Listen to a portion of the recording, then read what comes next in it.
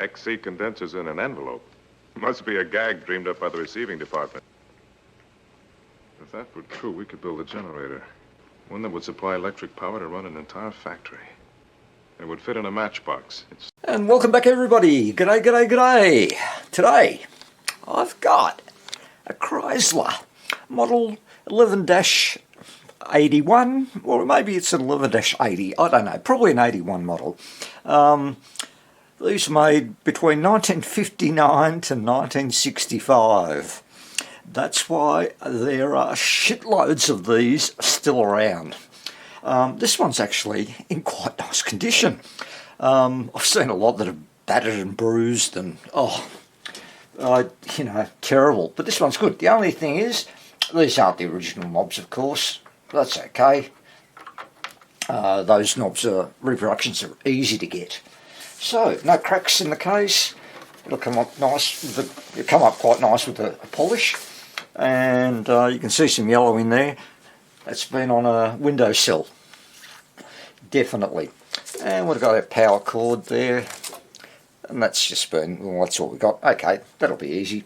Let's get this thing opened up and see what we've got. Oh, actually, before I do that, I didn't check. Normally, okay, on off switch, volume. Okay. Gonna need, the dial string's gonna have to be looked at. That's okay.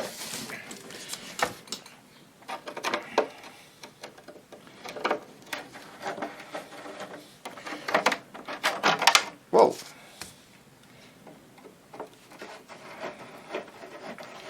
One thing, these things are iconic Australian radios, I reckon. Nearly, well, as iconic as, in my opinion anyway, the Kriesler Beehive.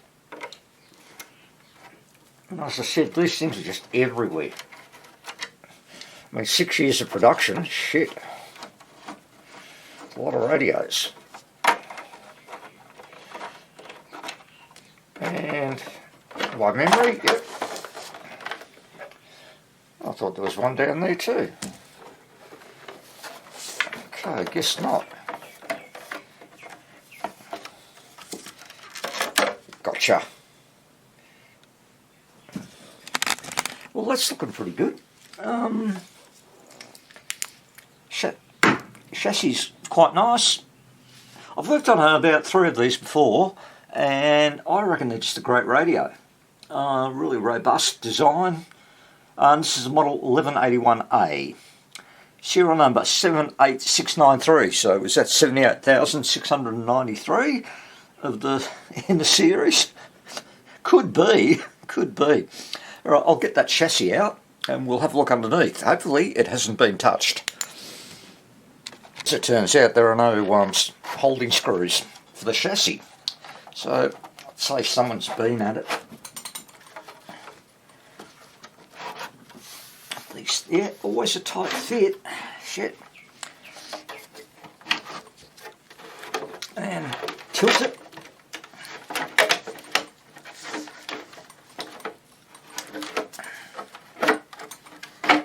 Out you go. Good stuff. Yeah, the inside's pretty clean too. Alright. Here we go.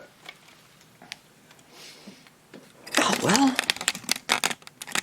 Essentially untouched. 2 caps. What do we got? Yeah, it's been changed. 33 microfarad there. Nah. It's probably a 24. And I can't read that one yet. What do we got? But all the waxies are in place. So, looking good. Alright.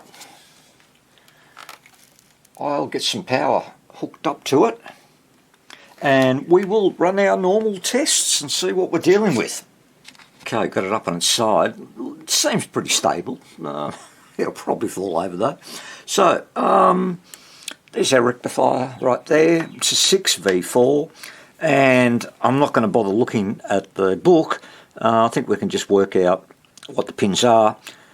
I think the 2 red wires, they're going to be HT, and the brown wire looks to me to be 6.3. So, and also the cathode, I would suspect. So red wire. Let's see if I'm right. And yeah, you can see that. Yeah, really simple. Again. Oh, hold on. No. Because I've got 3 red wires here. That one. There. And I would say that one. Oh well, we will find out.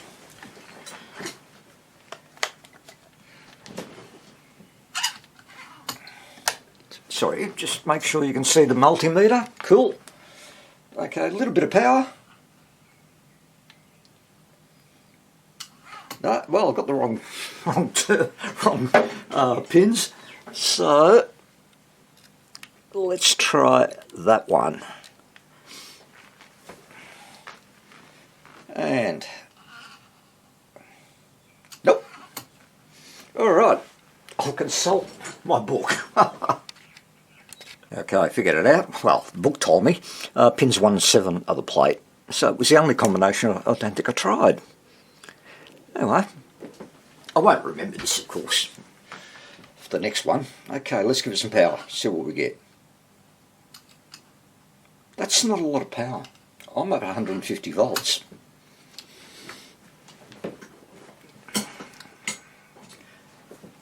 It's nowhere near enough for the plate. And yeah, the power switch is on. So, what's going wrong here? Okay, let's go for 6.3,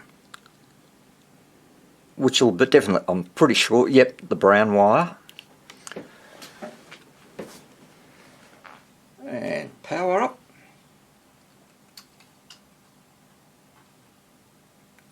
Nowhere near the amount of power I should see. Alright, let's check a few things out.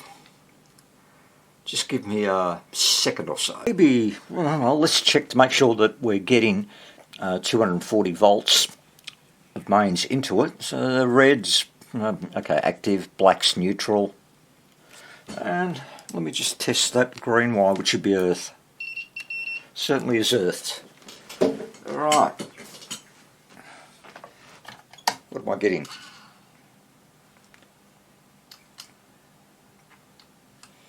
Well, that's plenty of power. So, what's going on? Okay. We'll try those plates again. Of course, you don't want to stay on there.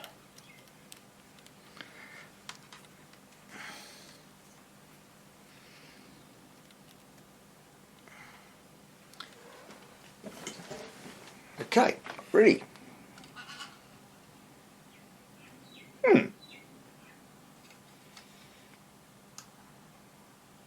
Yeah, it looks okay.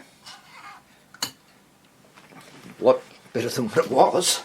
I forget, but it's been a while since I've worked on these, so I can't remember how much plate voltage these things produce. Okay, 6.3 volts.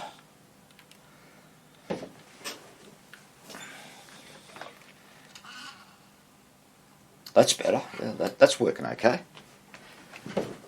Alright.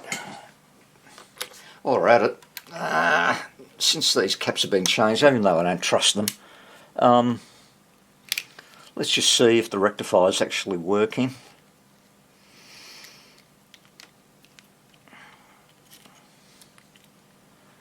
Okay, DC voltage, you can see. We'll bring it up slowly. So I'll give it about 140 volts. And we're getting there.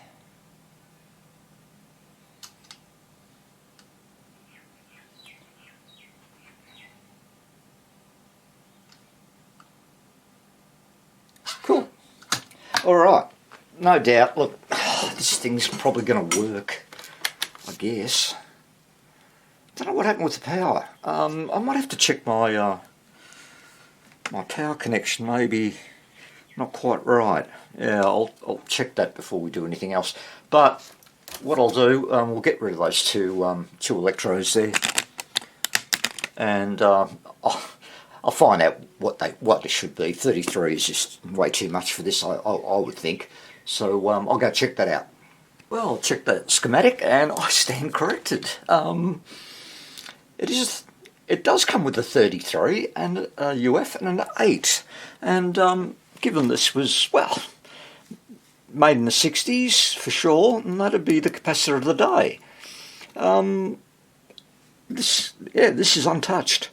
So, what? 33, I don't have a 33 UF, but I can make, I was thinking, you know, if you don't have it, they say, don't have the exact value, they say go higher, but the, geez, I'd have to go to 47 UF, and that's a bit too much.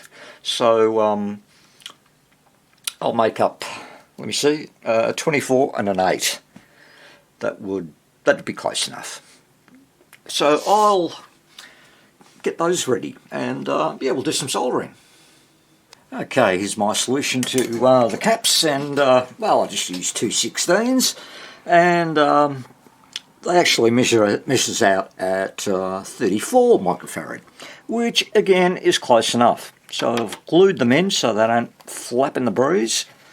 Let's just hook this over.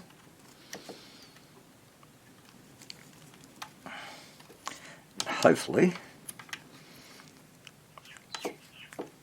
don't know if you can see it. It's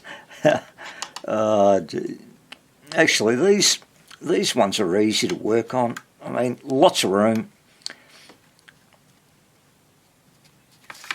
And can I crimp it without twisting the bloody thing? Eventually. Gotcha. Gotcha.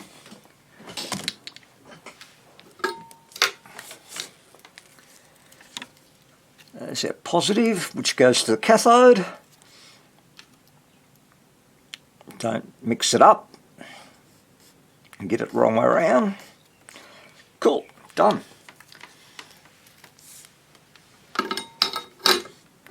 And now, snip that off. Negative side.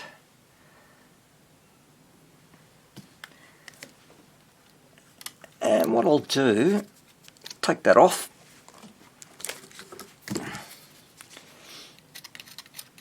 Gives that a bit of a clean. Again, get the crud off.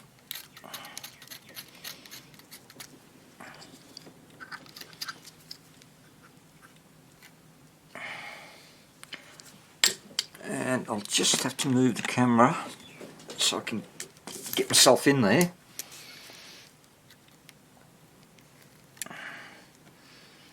And hook it over.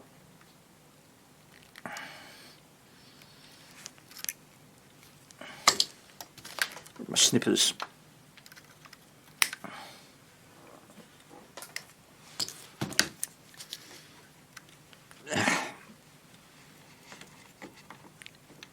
Camera's in the way.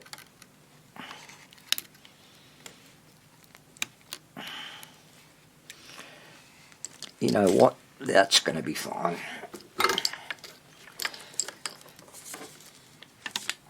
And the only other person that's really going to see this is the next technician that's going to repair it.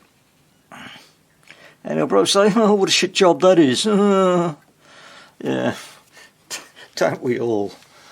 No, if it's a good job, I mean, to me that's fine. Alright, let's test. Beep. Beep. Cool. All done properly. Nice. Alright, I'll get myself an 8 microfarad. And we'll swap it out there. Right, let's do this 8. So, there's our negative side here. So I'll deal with that one first.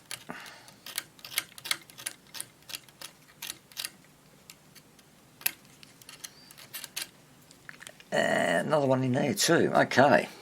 It's probably going to be in the way. Well, the electrode will probably get in its way. Let's see what we can do.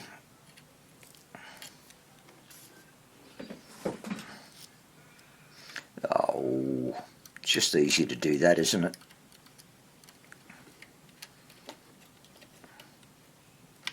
And you know what? We'll use that little hole. Ah!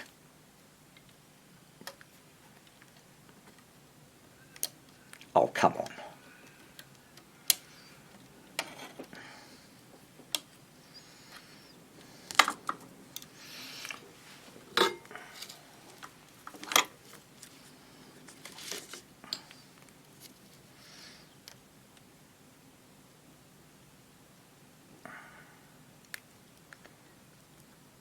Solder it in. That's in.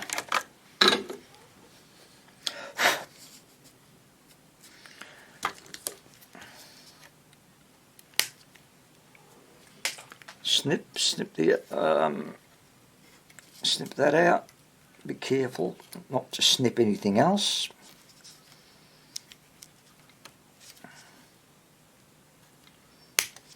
Gotcha. And yeah, that one's a bit hard, so what I'll do is I'll just attach it to that existing wire, and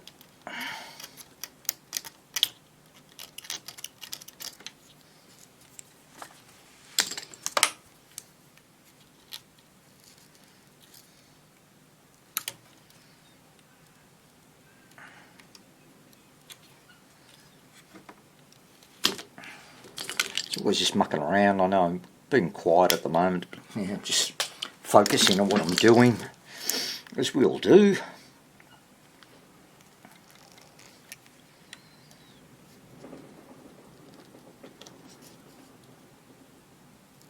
And crimp, close enough to.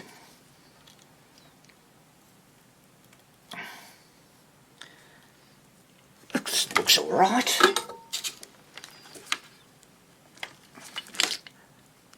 And that'll be sturdy.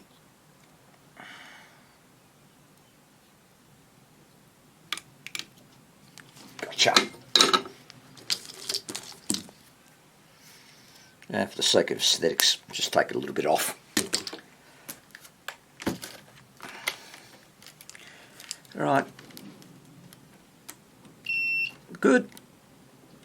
Where's that connected to? There. Good. Done. Alright, let's test it.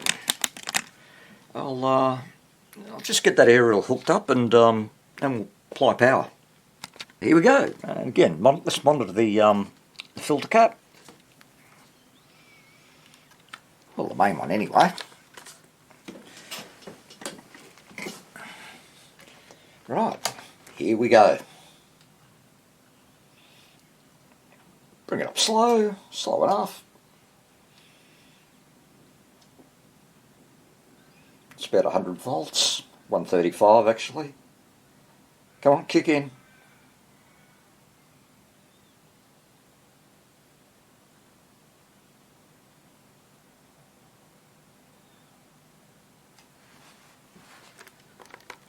Here we go. Get those leads in properly.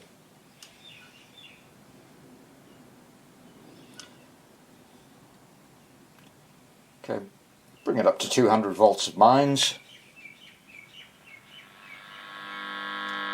It's live.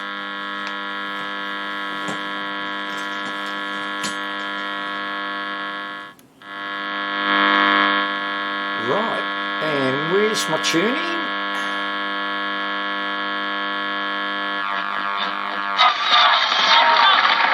We have just cause. Cool. Our people have just... We've been calling through all day has been they come up at you before you know it's happened. Lots of cars are getting caught out. slow down on the roads this afternoon. Give each other enough Cool. space. Just be good. We know you are. Coming Okay. up, though, we have got Squawk back. Sean Dooley joining Let's us. check this cap. He's going to be speaking about the New Zealand Bird of the Year. So there is some big 212 excitement volts. happening over there. Some very Nice. large parrot. We'll find out in a moment. Nice. All right. We'll be talking to him. Oh, Of course, actually, we'll make talk sure about the on-off birds switch in this works. kind of weather as well, and we'd love to take your phone calls on the birds.